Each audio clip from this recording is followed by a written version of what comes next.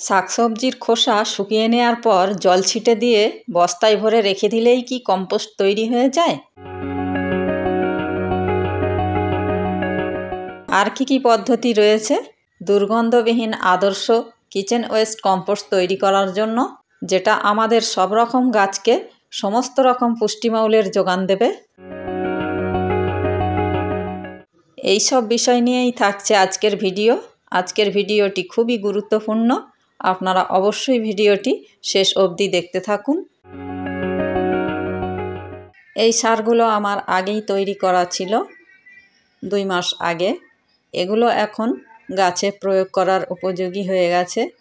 সুপ্রিয় দর্শক, চ্যানেলের পক্ষ থেকে সবাইকে স্বাগত জানিয়ে আজকের ভিডিও শুরু করছি। আমি বেগম কারিমা হক, আর আপনারা দেখছেন আমার ছোট্ট ইউটিউব চ্যানেল বেগম কারিমা হক।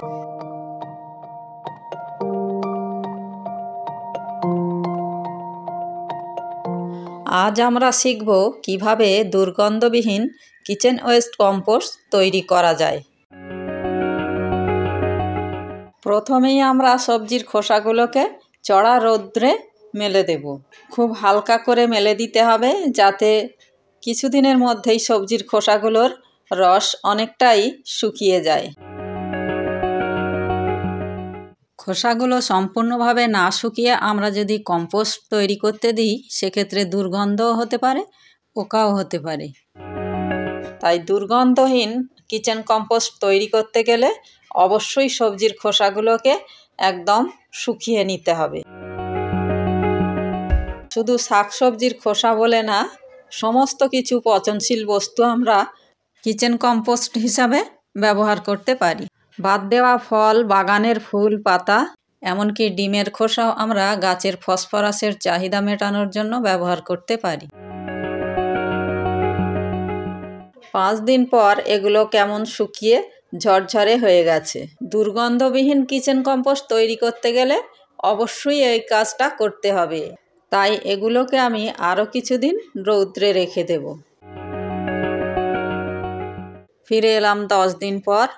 এবার আমাদের যে কাজটা করতে হবে সেটা হলো প্লেন জল দিয়ে এগুলোকে ভিজিয়ে নিতে হবে।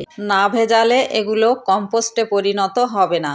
তাই সমস্ত সবজির খোসাগুলো আমরা ভালো করে ভিজিয়ে নেব। তবে অতিরিক্ত জল কখনোই দেব না, যতটা প্রয়োজন ততটাই দেব।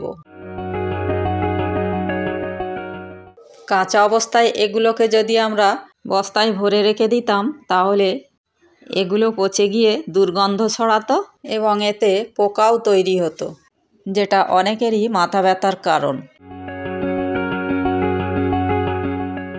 আমরা বাগান করতে অভ্যস্ত, আমাদের কোনো অসুবিধা না হলেও যারা বাগান করতে অভ্যস্ত নয় তাদের ক্ষেত্রে এটা মাথা ব্যথারই কারণ, যার ফলে অনেক সময় অবজেকশনও আসে।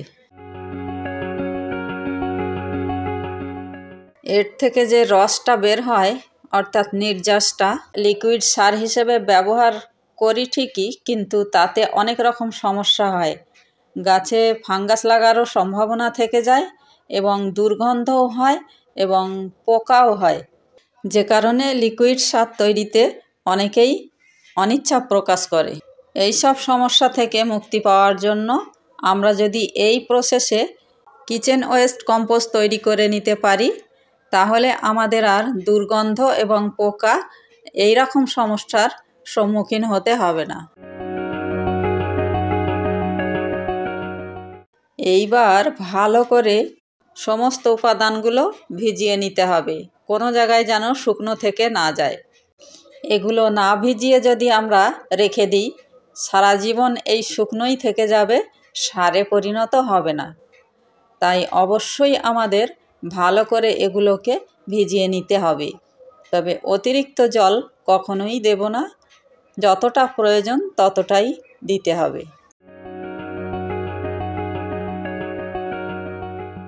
এই সারটি আমরা যদি আরও উচ্চমানের তৈরি করতে চাই, সেক্ষেত্রে প্লেন জল না দিয়ে জলের সঙ্গে যদি একটু আখের গুড় মিশিয়ে দেওয়া যায়, তাহলে আরও বেটার হয়।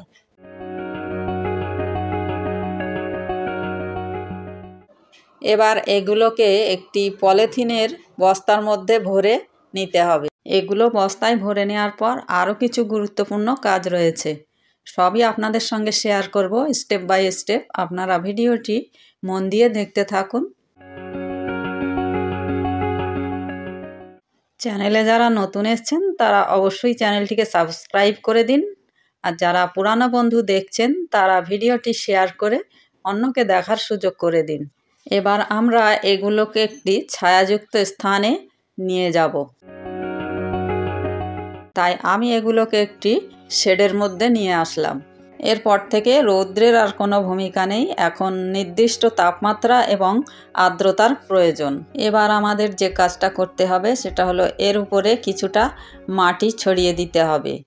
আমি এখানে ফ্রেশ বাগানের মাটি নিয়ে নিয়েছি, কারণ মাটির মধ্যে অনেক অণুজীব থাকে যেগুলো এই কম্পোস্টকে আরও সুন্দর এবং শক্তিশালী করতে সহায়তা করে।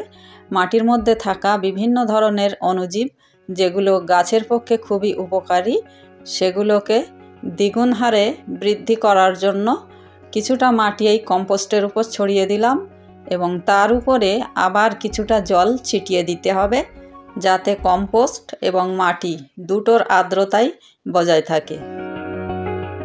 এখন যেহেতু শীতকাল, বাতাসে জলীয় বাষ্পও কম এবং তাপমাত্রাও কম, তাই এটি কম্পোস্টে পরিণত হতে একটু সময় লাগবে। তাপমাত্রা 30 থেকে 35 ডিগ্রি সেলসিয়াস থাকলে মাসখানেকের মধ্যে এগুলো কম্পোস্ট হয়ে যাবে।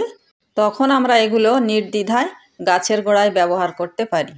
না থাকবে দুর্গন্ধ, না থাকবে ফাঙ্গাস লাগার ভয়। এখন যেহেতু শীতকাল, বাতাসে জলীয় বাষ্পও কম এবং তাপমাত্রাও অনেক কম, তাই এটি কম্পোস্টে পরিণত হতে একটু সময় লাগবে, অন্ততপক্ষে 1.5 থেকে 2 মাস লাগতে পারে।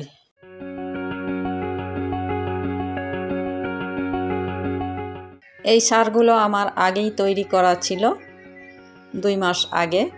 এগুলো এখন গাছে প্রয়োগ করার উপযোগী হয়ে গেছে। দেখতেই পাচ্ছেন কত সুন্দর কম্পোস্ট তৈরি হয়েছে, কোনো দুর্গন্ধও নেই, কোনো পোকাও নেই, কিচ্ছু নেই। সুন্দর একটি সুষম খাবারে পরিণত হয়েছে। তো এটি আমি এখন আমার গাছে প্রয়োগ করব। সমস্ত রকম গাছে এই কম্পোস্ট আমরা ব্যবহার করতে পারি। বিভিন্ন রকম ফল গাছ, ফুল গাছ, সমস্ত গাছে আমরা এই কম্পোস্ট ব্যবহার করব। তো বন্ধুরা, খুব সহজেই আমরা এইভাবে দুর্গন্ধবিহীন কিচেন ওয়েস্ট কম্পোস্ট তৈরি করে নিতে পারি। ভিডিওটি ভালো লাগলে অবশ্যই লাইক, শেয়ার, কমেন্ট করবেন। সকলের প্রতি রইল আমার আন্তরিক শ্রদ্ধা এবং ভালোবাসা। ধন্যবাদ।